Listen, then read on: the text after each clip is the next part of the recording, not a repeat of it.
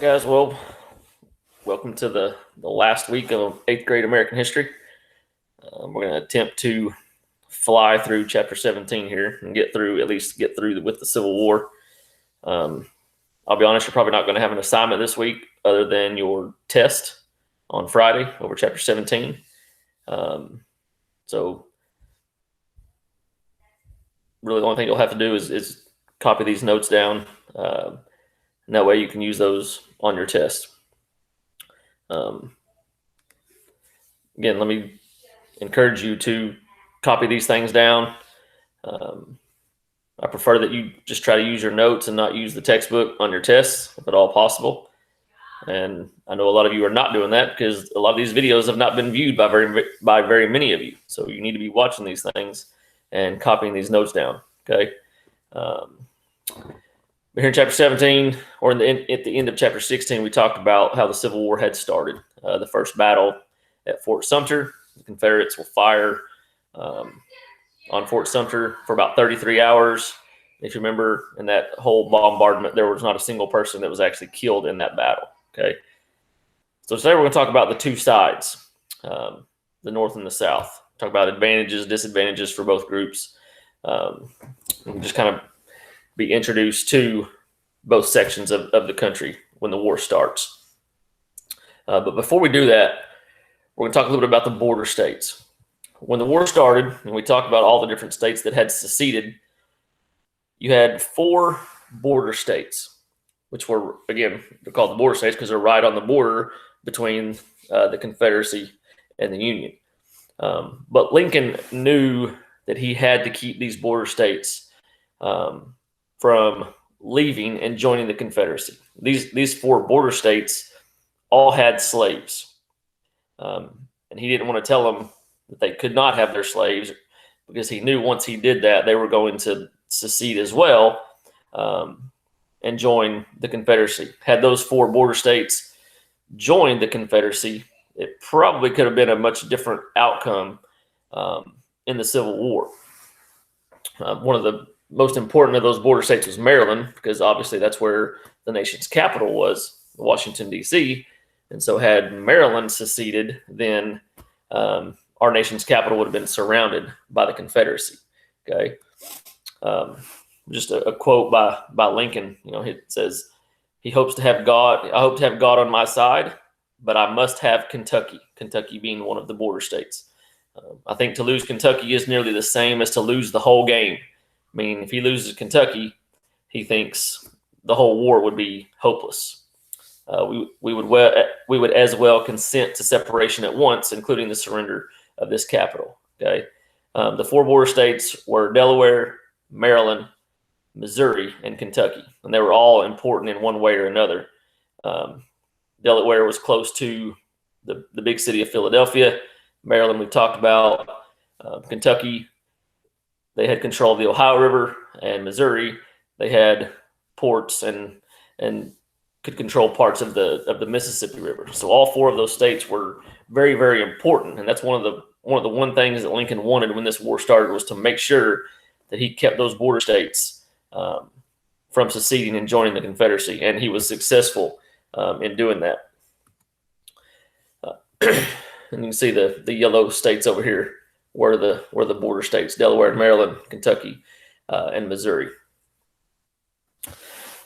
Okay, now to both sides. Both sides had significant advantages and disadvantages when the war began, and we're going to talk about each of those sides and what their disadvantages and advantages were. Okay, first we're talking about the Confederacy, or the South. When it came to the South, one of their biggest advantages was their leadership. They had some of the best generals and most of the military institutes in the nation. 2 of those generals, one being Robert E. Lee, the other being Stonewall Jackson. We'll talk a whole lot about these 2 individuals as we go through this chapter. One thing about Robert E. Lee was actually a leader in the Federal Army before secession had occurred. If you remember, he led the Federal troops to help put down John Brown's raid in Harper's Ferry, Virginia. Well, when, after Virginia seceded, since he was from Virginia, he felt it was his duty and his responsibility to fight for his home state of Virginia rather than fight for the North. Lincoln actually asked him to be the leader of the Union forces when the war started, and he told him he couldn't do it.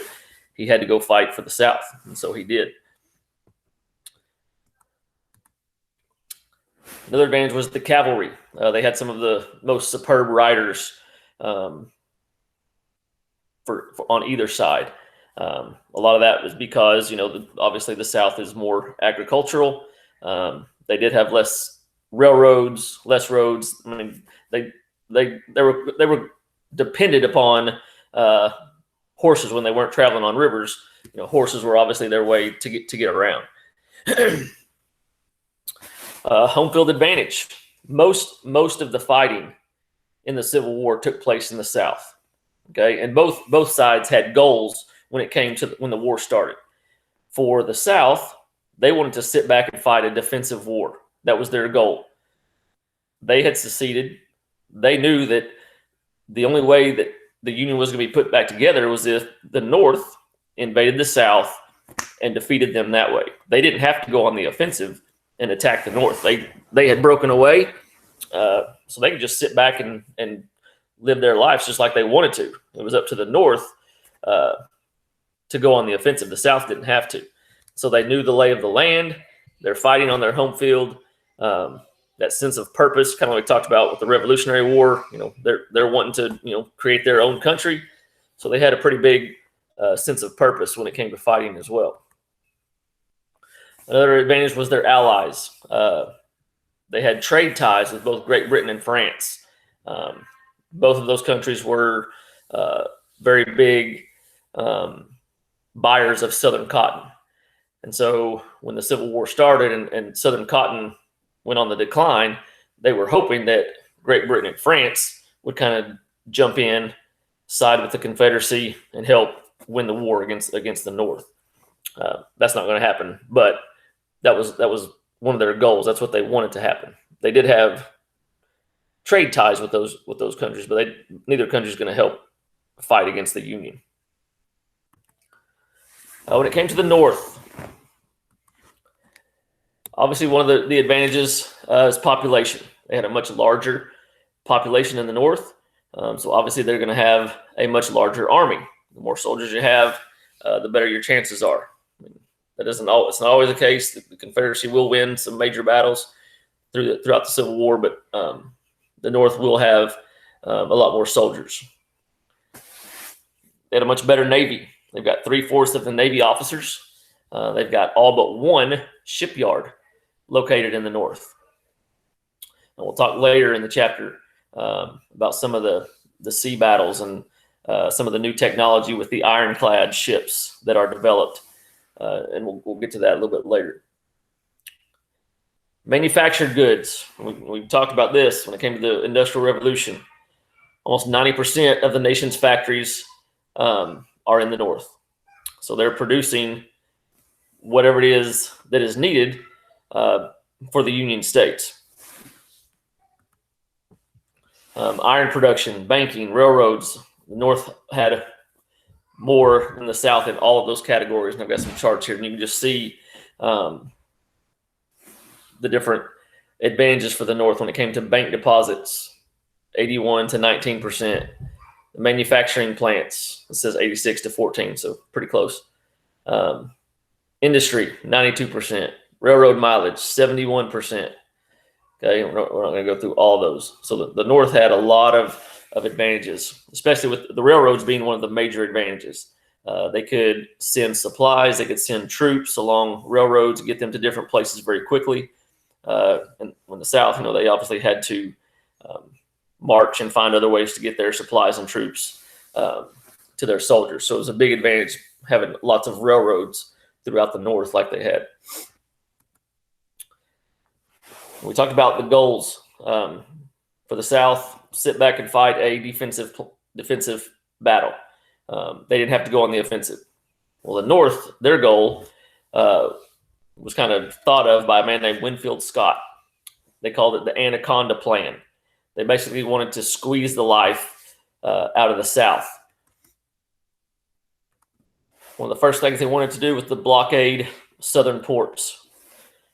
So they were going to set up blockades around the southern states, not let southern ships enter out of ports, so they couldn't send goods to other places, and no one could send, they couldn't get trade supplies from other countries into the South as well. So that was the first part of the plan. There's a 3-part plan. Second, they wanted to gain control of the Mississippi River. By doing that, they've now cut the Confederacy in two. They would have Arkansas, Louisiana, Texas to the west, and the rest of the Confederacy to the east. So, take the Mississippi River, cut the Confederacy in two, and make it hard on them. And the third part of the plan was to capture Richmond. This is where the Confederate capital was, in Richmond, Virginia. So they thought if they could capture Richmond, take control of their capital, maybe it would, again, help suck the life out of the Confederacy and end the war a lot quicker.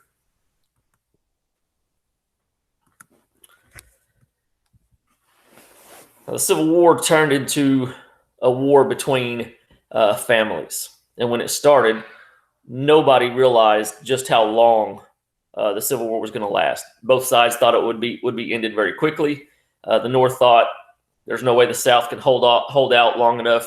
We've got more ammunition. We've got more troops. We'll go in. We'll put it into it. The South thought, we'll just sit back. They have to attack us. Eventually they'll get tired of it and they'll just stop and it'll all be over. So no one realized just how long and bloody and bad it was going to be when it came to the Civil War. But it's also going to pit family against family. Brothers will fight against brothers, father against son, neighbor versus neighbor. We've talked about the Kentucky Senator John Crittenden. He had 2 sons. One was a general for the Confederacy, one was a general for the Union. So brothers fighting against each other. That was not uncommon when it came to the Civil War. Excuse me. A little bit about the soldiers. They come from all walks of life, but mostly the soldiers that fought in the Civil War came from farms. There was still agriculture in the North, and so a lot of those farmers took up arms and went and joined the army. When it was all said and done, there's going to be several million men who have served or fought and died in the Civil War. Their average age was lower to mid-20s. Some older, some even younger. There were boys as young as 14 that lied about their age and somehow were able to fight in the Civil War. But the average age was in their 20s. When the war started, around 112 Confederates will join the Confederate Army. I just put the different names of the Confederates. So they were known as Confederates. There were the rebels. There were the gray. The Union soldiers they gave them a nickname and called them Johnny Reb for Johnny Rebel. That was the nickname the North gave to the Southern soldiers. By the time the war ended, over 900,000 men will have served in the Confederate Army. When it came to the North, the Union, or the Yankees, or the Blue, their nickname from the Confederates was Billy Yank. So you had the Johnny Rebs and the Billy Yanks. Those are the nicknames that had been given to those two sides by the other. But at war's beginning, 187,000 will sign up. And we talked about the larger population. So by the war's end, over 2 million will have served in the Union Army. So around 3 million people will have fought in the Civil War. About 600,000 of those will have died somehow when the war is over. Just a couple pictures of different a Confederate soldier and a Union soldier.